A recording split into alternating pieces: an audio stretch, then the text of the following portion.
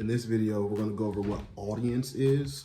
And again, this is the series for digital marketing. It's for beginners or for people who need to know and dig a little deeper on some of these terms. Audience. In a previous term that we went over was algorithm. The algorithm and the audience work very close together, hand in hand. Just a quick reminder about algorithm. Basically, the algorithm shows your video to the right people. Now, the people is called the audience. So if you do this the right way, then you'll build an audience that is niche specific, which means you'll get good at making the same videos and content for the same audience. And then you'll always know what type of content to produce too, because you're serving that one audience. So let me give you an example of an audience now.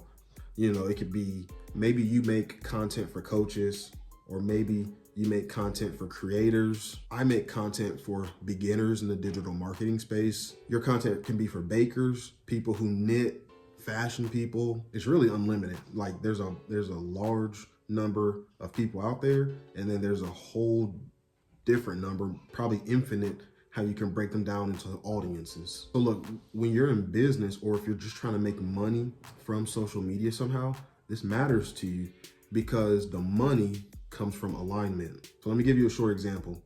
If you make a bunch of sporadic videos, say you're making some in fitness, and then you're making some in fashion, and then you're making some talking about insurance, you're all over the place. First of all, you're going to confuse the algorithm, but then the people who may follow you, like the people who may subscribe to your channel from all those different videos, that's building an audience from 3 different angles. You see what I'm saying? So then it's like, first of all, the algorithm's confused. The algorithm doesn't know where to place you.